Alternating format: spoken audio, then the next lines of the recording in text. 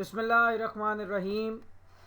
السلام علیکم عزیز طلباء، جماعت ہشتم مطالعہ پاکستان کے آج کے لیکچر نمبر 2 میں ہم جو ٹاپک آپ بچوں کے سامنے ڈسکس کریں گے وہ باب نمبر 2 سے ہے،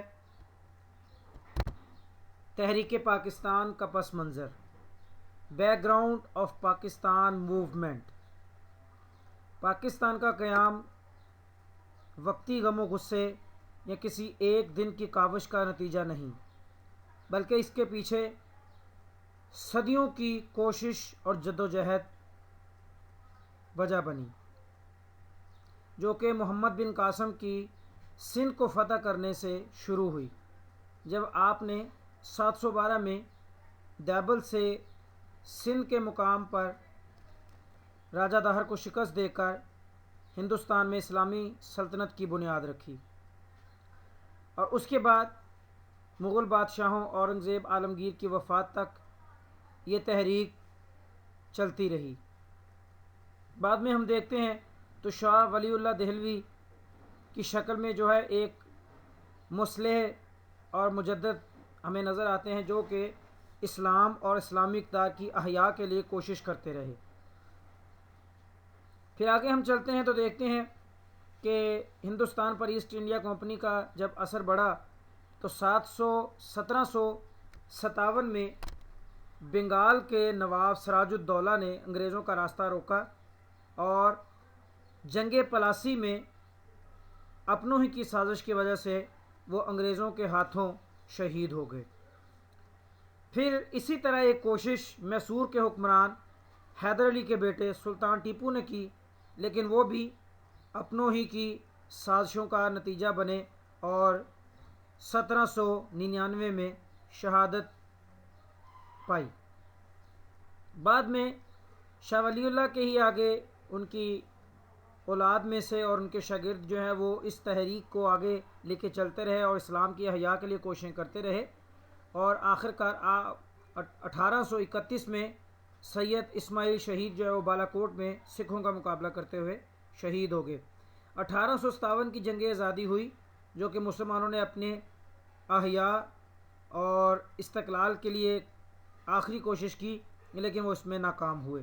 جب 1857 کی جنگ آزادی میں ہندوستانی ناکام ہوئے، خصوصاً مسلمان، تو مسلمانوں کا سیاہ دور شروع ہو گیا اور انگریزوں نے تمام کارروائیوں کا ذمہ دار مسلمانوں کو ٹھہرایا اور ہر قسم کا ظلم مسلمانوں پر روا رکھنا حق سمجھا۔ ایسی صورتحال میں ہم دیکھتے ہیں تو ایک مرد مومن آگے بڑھتے ہیں جن کا نام سر سید احمد خان تھا۔ ان کی تحریک علی گڑھ نے مسلمانوں کی بقا اور ان کی احیاء کے لیے جو کوششیں کی، وہ تحریک پاکستان کی اگر دیکھا جائے تو وہ بنیاد بنی۔ جب مسلمان تباہی اور ذلت کے گڑھے میں گر چکے ہیں تو آپ نے اپنی تحریک علی گڑھ شروع کی، جس کے کچھ بنیادی مقاصد تھے: مسلمان اور حکومت کے درمیان میں اعتماد کو بحال کرنا، جو کہ بہت حد تک گر چکا تھا۔ پھر مسلمانان بر صغیر کو جدید علوم خصوصاً انگریزی زبان سیکھنے کی طرف راغب کرنا۔ 1857 کی جنگ آزادی کے بعد مسلمان اس بات پر یقین رکھنے تھے کہ اب ہم انگریزی زبان نہیں سیکھیں گے، چونکہ انگریز تیسری قوم ہے اور وہ یہاں آ کے انہوں نے ہمارے وسائل اور ہمارے ملک پر قبضہ کیا ہے، لیکن آپ نے مسلمانوں کو یہ باور کروانے کی کوشش کی کہ یہ وقت کی ضرورت ہے کہ وہ انگریزی زبان کو سیکھیں۔ اور تیسرا، مسلمانان بر صغیر کو سیاست سے باز رکھنا۔ سر سید سمجھتے تھے کہ مسلمان ابھی اس قابل نہیں ہیں کہ سیاست میں حصہ لے سکیں، چونکہ وہ تعلیمی لحاظ سے بہت پیچھے ہیں۔ پہلے وہ تعلیمی لحاظ سے ہندوؤں کے برابر آ جائیں، پھر وہ سیاست میں حصہ لیں۔ آپ کی تحریک علی گڑھ جو ہے وہ اس نے مسلمانوں کو بنیاد فراہم کی، سیاسی لحاظ سے بھی، معاشی لحاظ سے بھی اور اقتصادی لحاظ سے بھی۔ آپ کی بہت سی دوسری کتابیں لکھ کے جو ہے وہ مسلمانوں کی جو ہے وہ خدمات انجام دی۔ اگلا جو ٹاپک ہے وہ ہے تقسیم بنگال کا۔ بنگال رقبے کے لحاظ سے اور آبادی کے لحاظ سے متحدہ ہندوستان کا سب سے بڑا صوبہ تھا، لیکن اقتصادی اور معاشی لحاظ سے اس پر جو ہے وہ ہندوؤں کا مکمل کنٹرول تھا۔ 1905 میں جو اس وقت کے وائسرائے ہند تھے لارڈ کرزن، انہوں نے برطانوی پارلیمنٹ سے یہ سفارش کی کہ بنگال اتنا بڑا صوبہ ہے اور اس کو انتظامی طور پر سنبھالا نہیں جا سکتا، لہٰذا اس کے 2 حصے کیے جائیں۔ اچھا بچوں، یہ یہاں بات یاد رکھیں، مشرقی بنگال میں مسلمان زیادہ تھے، مغربی بنگال میں ہندو زیادہ تھے، لیکن جو بنگال صوبہ تھا اس کے تمام معاشی وسائل پر ہندوؤں کا قبضہ تھا۔ تو 1905 میں مسلمانوں کے پرزور اصرار پر بنگال کو تقسیم کیا گیا، لیکن بعد میں ہندوؤں نے جب دیکھا کہ اب مسلمان مشرقی بنگال پر حکومت کریں گے اور وہ بنگال ہمارے کنٹرول میں نہیں رہا، تو انہوں نے حکومت کو یرغمال بنانا شروع کر دیا اور ان پر زور ڈالنا شروع کر دیا۔ اس زور کے نتیجے میں انہوں نے بہت سی تحریکیں شروع کی، تحریک عدم تعاون شروع کیا، انگریزی مال اور ان کی مصنوعات کا بائیکاٹ کیا، ٹیکس دینے سے انکار کر دیا، آئے دن دنگے فساد شروع کیے، آخرکار انگریز حکومت نے گھٹنے ٹیک دیے۔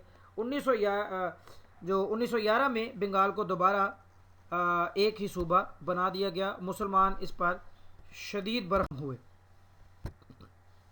یہ تھا آج کا ٹاپک۔ امید ہے کہ آپ کو آج کا ٹاپک جو ہے وہ اچھے سے سمجھ لگ گیا ہوگا۔ اب آپ اس کو جو ہے وہ سوال کو اچھے سے یاد کریں۔ یہ آپ کا پہلا تفصیلی سوال بھی ہے۔ تحریک علی گڑھ پر سیاسی، سماجی اور تعلیمی پہلوؤں سے روشنی ڈالیں۔ یہ جو میں نے پڑھایا ہے اس کو آپ اچھے سے یاد کریں، یہی آپ کا تفصیلی سوال ہے، اور امید ہے کہ آج کا لیکچر آپ کو اچھے سے سمجھ آیا ہوگا۔ آپ کا کوئی سوال یا کوئی کسی قسم کا مسئلہ یا ایمبیگوٹی ہے، اس کو آپ ویڈیو کے آخر میں کمنٹ باکس میں جب آپ دیکھ لیں تو ضرور بتائیے گا، تاکہ آئندہ اس کو بہتر کیا جا سکے۔ تب تک کے لیے اللہ حافظ۔